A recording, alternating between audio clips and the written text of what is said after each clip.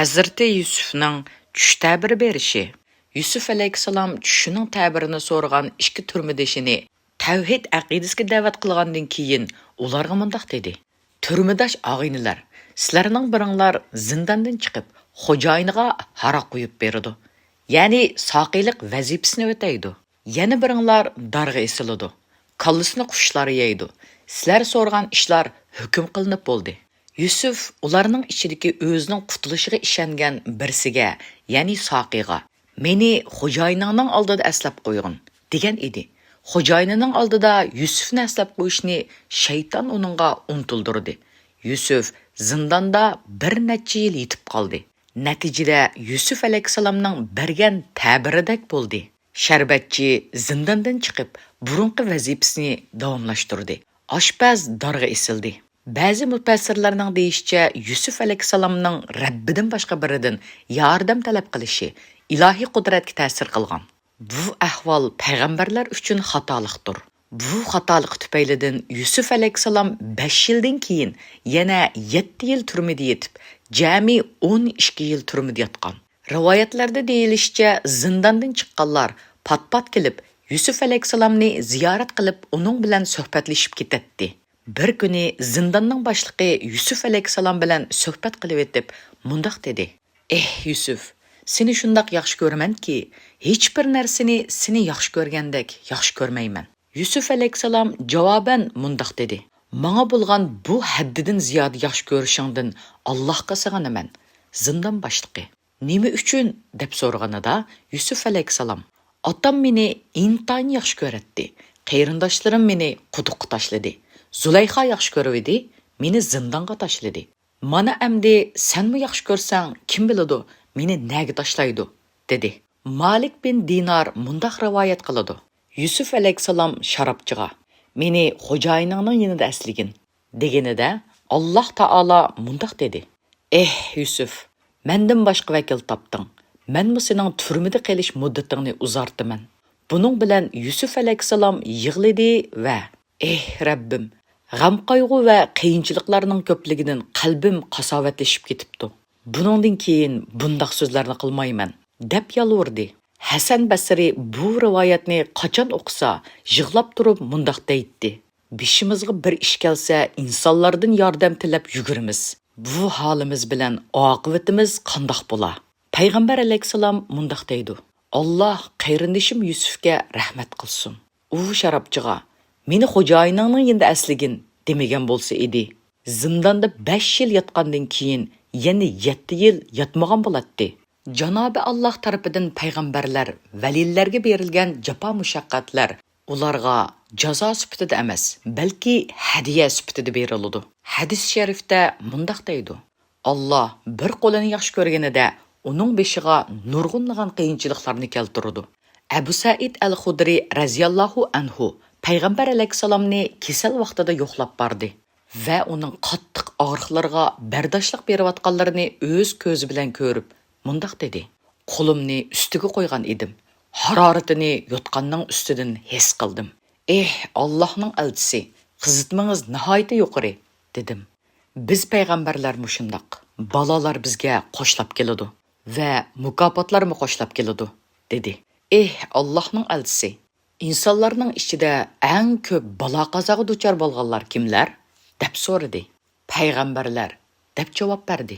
Ulardan qolsa kimlar? Deb so'rganida, ulardan keyin solihlar, dedi va izohatini qo'shib qo'ydi. Ulardan biri shundoq piqirliq tushib qoladi-ki, badanini yo'gaydigan bir yepinchidan boshqa bir narsa topolmaydi. Ular: Sizlar xuddi mo'lchilikqa xo'sh bo'lgandek, bollarga xo'sh bo'ladi. Misr podshohining tushi. Oyatda qissaning davomi mundaq bayon qilinadi. Podshoh aytdi: Men haqiqatan tushimda 7 o'riq kalaning 7 semiz kalini yeb ketganligini va 7 yeshil bashaq bilan 7 quruq bashaqni ko'ribdiman. Arboblar, sizlar agar tush ta'birini bilsanglar, bu tushimga ta'bir berib beqinglar. Ular aytdi: Bu bir qalaymaqan tushgan. Biz mundaq qalaymaqan tushga ta'bir berishni uqmaymiz. Heliq ishkisidan turmadan qutulgan va uzoq muddatdan keyin Yusufni aslagan birisi: "Мен sizlarga bu tushning ta'birini aytib bera olmayman. Meni Yusufning yeniga avatinglar", dedi. Uni avatdi. U turmaga berib Yusufning yeniga kirdi. Da, rostchil Yusuf, 7 o'riq kalaning 7 semiz kalini yeb ketganligini va 7 yeshil bashaq bilan 7 quruq bashaqni ko'rib, tushgan tushning ta'birini bizga aytib bersang, men uni kishilarga, ya'ni podshohga va uning davlat arboblariga xabar qilsam, ular sening fazilatingni bilsin, dedi. Yusuf alayhissalom Alloh taolaning o'ziga bergan ilmi bilan tushga mundaq ta'bir berdi. Yusuf aytdi: 7 yil uzildirmay teriqchilik qilinglar. Algan husulinglardan yeyish uchun ozg'inisini xaman topgandan tashqari, qolganini meti tushib ketmaslik uchun boshig'i bilan qo'yinglar. Shuningdan keyin qahatchilik keladigan 7 yil keladi. Bu yillarda ilgari to'plagan oshliqinglardan uruqliq uchun saqlab qo'yadigan ozg'inisidan boshqa hammasini yeb tugutsizlar. Shuningdan keyin mo'lchilik yillar keladi. Uningda ho'l yig'in ko'p bo'ladi. Kishilar mevalardan turlik ichimliklarni siqib chiqaradi. Yusuf alayhissalomning bu ta'biridan xush bo'lgan hukmdor uni mukofotlamoqchi bo'ldi. Saqi podshohga berib Yusufning uning tushiga bergan ta'birini aytgandan keyin, "Podshoh, uni oldimga olib kelinglar", dedi. Podshohning elchisi Yusufning oldiga borganida, Yusuf elchiga xo'jayiniga qaytib berib, uningdan heliq qo'llarini kesib olgan xotinlarining ishini bilamdi. So'rab baqqin. Shubhisizki, mening Parvardigorim ularning hiylasini obdan biladi, dedi. Yusuf alayhissalom bu yerda adablik holda Zulayxoning ismini zikr qilmadi. Chunki uning haddidan ziyoda zaharxanda ekanligiga ishonganligi uchun yana bir hiyla ishlatishdan hazar qildi. Hukmdor ayollarni yig'ib, podshoh heliqi xotinlarni yig'ib va o'zining xotinini chaqirib, "Sizlar Yusufdan munosabat o'tkazishni talab qilganinglarda haqiqiy ahvolinglar qandoq bo'lgan?" dedi. Ular, "Alloh pokdir, Yusufda ozroqmi gunoh bor demaymiz", dedi. Azizning xotini, "Amdi haqiqiy ahvol oydinlashdi. Men uning bilan munosabat o'tkazishni talab qilgan edim.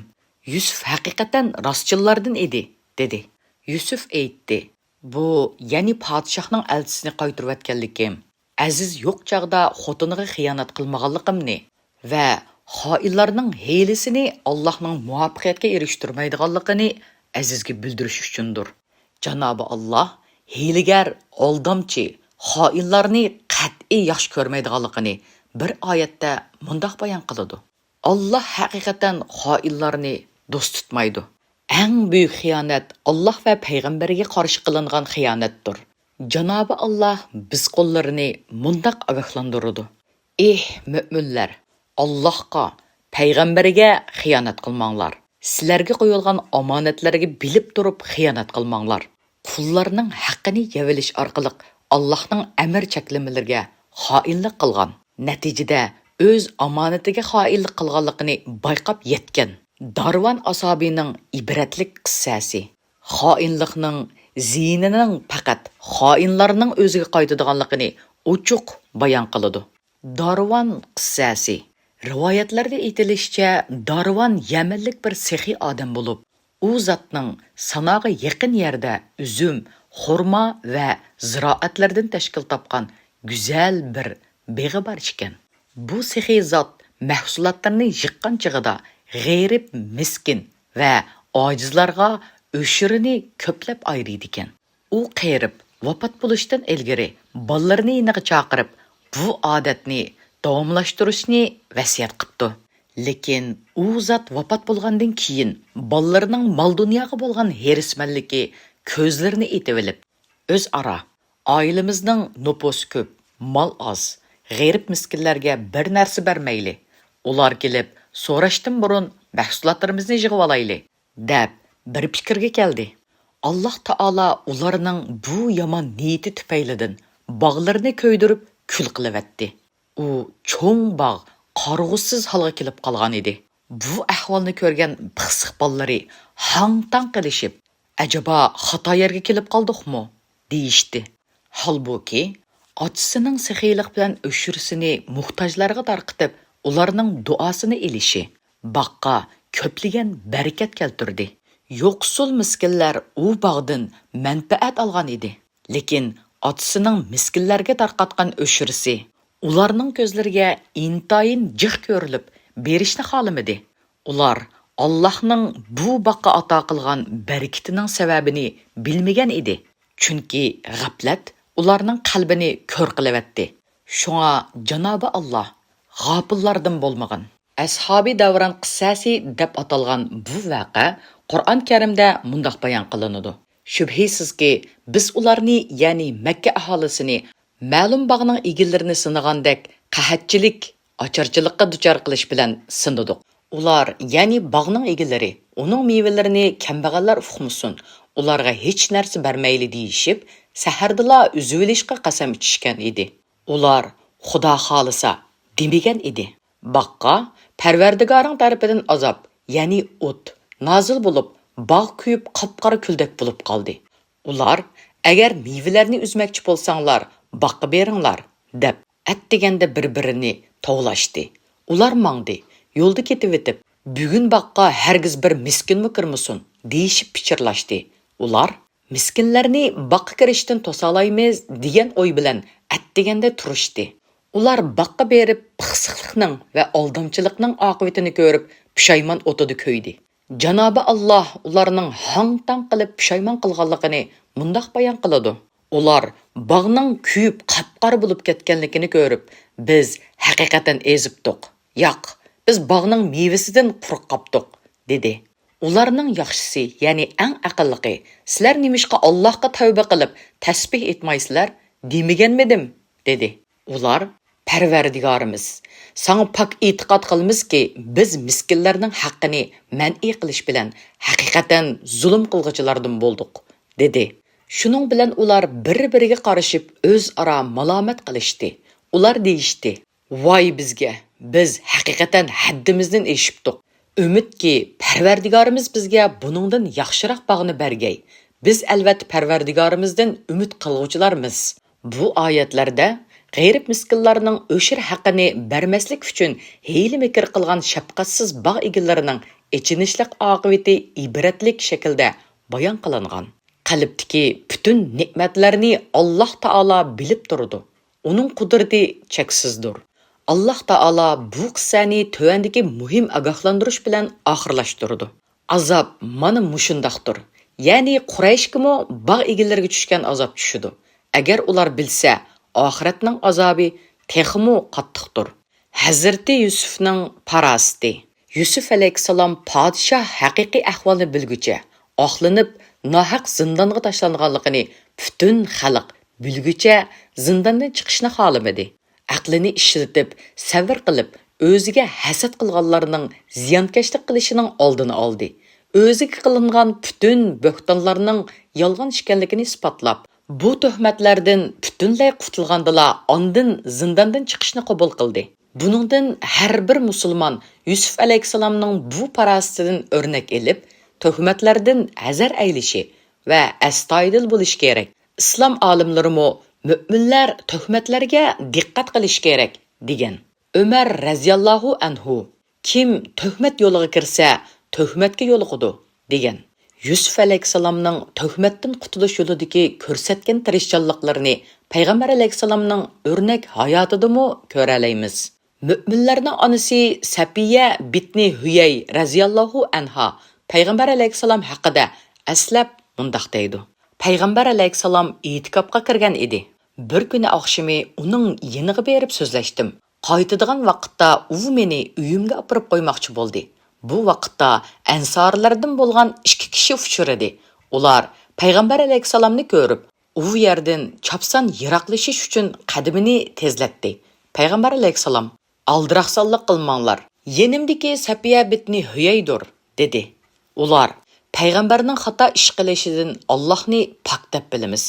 Allohning elchisi deganida payg'ambar alayhissalom: "Shayton insonning badanida qonga o'xshash aylanadi. Uning sizlarning qalbinglarga bir yomonlik yoki bir shak tashlashidan andish qildim", dedi. Tuhmatga qilishdan hazar aylash muhim bo'lganidek, tuhmat qilishdan hazar aylashmi o'xshashli muhim. Bu haqda Alloh taolo Qur'on Karimda qullarni mundaq ogohlantirdi. Bilmaydigan narsanga agashma. Ya'ni bilmaganni bildim, ko'rmaganni ko'rdim, anglamaganni angladim dema. Inson qiyomat kuni quloq, ko'z, til, ya'ni sezgu a'zolarining qilmishlari ustida haqiqatan savol javob qiladi. O'zining butunlay gunohsiz ekanligini isbotlab, tuhmatdan qutulgan Yusuf alayhisalom yanala nafsining hiyilisidan Janobi Allohga sig'inib mundoq deydi: "Men o'zimni oqlamayman. Nafs degan narsa haqiqatan yomon ishlarga ko'p buyuruydi. Parvardigorim rahmat qilib saqlagan odam buningdan mustasno. Mening Parvardigorim haqiqatan mag'firat qilg'uchidir, nihoyat mehribondir." Bir boshqa oyatda Alloh taolo mundoq deydi: "Alloh taoloning sizlarga fazli va marhamati bo'lmasa edi, sizlardan hech odam abadiy pok bo'lmas edi. Va lekin Alloh xohlagan bandasini pok qiladi. Alloh sizlarning so'zlaringlarni anglab turg'uchidir, niyatlaringlarni bilib turg'uchidir." Bandaning vazifasi tavba, iltijo, yalvurish orqali nafsining sharridan panoh qilishni tilash va oxiratda yuzi yo'riq holda Rabbining huzuriga chiqishga duo qilishdan iborat bo'lishi kerak. Alloh qo'lini sulton qiladi. Natijada Hazrati Yusufdagi astoydillik, ziyraklik va favqulodda iqtidorni ko'rgan podshoh uni yuqori martabaga ega qilishni o'yladi. Bu ahvol oyatda mundoq bayon qilinadi: "Podshoh Yusufni oldimga elib kelinglar, uni o'zimning xos odamim qilaman", dedi. Yusuf uning bilan so'zlashayotganida u: "Sen bugun bizning oldimizda haqiqatan martabalik, ishonchlik odamsan", dedi. Yusuf alayhisalom zindondan chiqqan vaqtda zindonning ishkiga munolarni yozdi. Bu yer balolar o'rni, tiriklarning qabrisi, dushmanlar suyungan, do'stlar imtihon bergan yerdir. Ondan keyin g'usl qilib yangi kiyimlarni kiydi. Zindondagilar uchun mundoq duo qildi: "Ey Alloh, solihlarning qalbini ularga mayl qil. Do'stlarning xabarini ulardan yoshirma." Podshohning huzuriga borganida: "Ey Alloh, buningdan keladigan yaxshilikdan burun sendan yaxshilik kutaman. Buning sharridan sening izzat va qudratingga sig'inaman", dedi. Bu hukmdor Yusuf alayhisalomni setib olgan Misr bosh vazir emas edi. Rivoyatlarda aytilishicha, Zulayxoning eri bo'lgan vazir Yusuf alayhisalom zindondan chiqishdan burun vafot bo'lgan. Bu yerda tilga ilinayotgan hukmdor Arabistondan kelib 400 yildan ortiq hukm surgan jamoatdan chiqqan fazilatlik zot edi. Ko'p til biladi. U Yusuf alayhisalomning o'zidanmi ko'p til biladiganligini ko'rib hayron qoldi. U shuning ta'birini Yusuf alayhisalomning og'zidan anglashni talab qildi. Yusuf alayhisalom burun so'zlaganlarini takrorladi. Bu go'zal ta'bir oldida hayron qolgan hukmdor qandoq tadbir elish lozimligi to'g'risida so'radi. Yusuf alayhisalom mundoq javob berdi: "Ko'p mahsulot elib, mo'lchilik bo'lgan yillarda ko'plab ziroat terib omborda to'plash kerak. Shunda qilganda qurg'oqchilik yillarida o'zimizni ta'minlab, tashqi savdoni rivojlantirib, xazinaning kirimini oshirg'ili bo'ladi." Yusuf: "Meni Misr zaminining xazinalarini boshqarishga qo'ygan. Men haqiqatan uni boshqarish yo'llarini biladigan, obdan saqlaydigan odamman", dedi. Bu oyatning mazmunidan qaraganda, adolat va diniy hukmlarni turg'izishga qodir bir kishining idoriy bir vazifani talab qilishi joizdir. Lekin musulmonlarning o'zaro mundoq orzularda bo'lishi joiz emasdir. Abu Musa al-Ashri radhiyallohu anhu mundoq deydi: "Tog'amning 2 bolasi bilan birga payg'ambar alayhisalomning huzuriga kirgan edim. Ulardan birisi: 'Ey Allohning elchisi, Janobi Allohning sana bergan vazifalardan biriga bizni tayinligin", dedi. Tog'amning yana bir o'g'limi shuningga o'xshash bir talabda bo'ldi. Buning bilan payg'ambar alayhisalom mundoq dedi: "Alloh bilan qasam qilamanki, biz talab qilgan yoki vazifaga havasmand kishilarni idorachi, boshqurg'uchi tayinlamaymiz." Bu hadis sharifning mazmuniga qaraganda, vazifaga tayinlashga mas'ul kishi ishni haqiqiy kasb ahliga berishi kerak. Vazifani talab qilgan kishilarning shaxsiy talab, orzulariga qarab emas, balki layoqatiga qarab berishi kerak.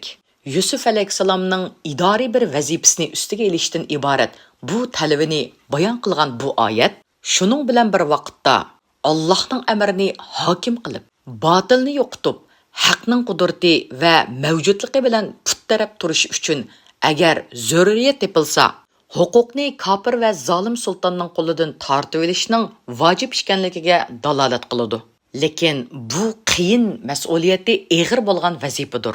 Bu kimga loyiq bo'lsa, uningga oiddir. Shunga Yusuf alayhisalom bu jihatdagi butun shartlarni o'zida jam qilganligi uchun jamiyatni isloh qilish va vaziyatning taqozosi bilan ziroat ishlaridan mas'ul vazifalarni ustiga oldi. Janobi Alloh mundaq deydi: Biz Yusufni Misr zaminida xohlagan joyda turadigan, mamlakatni xohlagancha tasarruf qiladigan qilib yerlashtirdik. Rahmatimizni xohlagan bandalarimizga erishtiramiz. Yaxshi ish qiluvchilarning ajrini bekor qilib etmaymiz.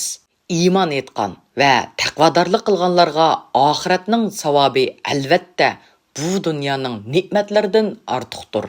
Podshoh o'z saltanatini qo'shib, butun Misrni Yusuf alayhisalomning boshqurishiga topshirib berdi. Bir payg'ambarga ko'rsatgan bu izzat sababidan podshoh Allohning lutfiga erishib, Yusuf alayhisalomning huzurida iymon etdi. Buning bilan birlikda o'zining yinidagi ko'plagan kishilar iymon etdi. Chunki Yusuf alayhisalom ularga payg'ambar bo'lish sifati bilan ularni tavhidga da'vat qildi. Shuni bilish kerakki, lutf, ya'ni yaxshilik va karim, ya'ni saxiylik, mangulik baxt saodatga vasiladir. Bu go'zal xislatlar bir kofirda bo'lgan taqdirdimi, mo'min kishi mundaq bir sharoitda ko'nglidagi yumshoq va saxiylik xislatidan foydalanib, iymon va tavhidga da'vat qilishdan g'aflat qilmasligi kerak. Chunki bu vasila orqali u kofirning qutulishiga erishishi mumkin. Misrning boshqarish va tasarruf qilish huquqi berilgan Yusuf alayhisalom bu vazifani topshirib ilibla ziroatchilikni rivojlantirdi. Kirimni oshirib, ehtiyojdan oshgan mahsulotlarni omborlarga qochiladi. Qurg'oqchilik yillarida bu omborlardagi mollar ham davlatning ehtiyojlari uchun qo'llanildi, hamda eksport qilib xazinaga kirim qildi. İnsanlar her tarafdan kelib uningdan oshliq setib olishga boshladi.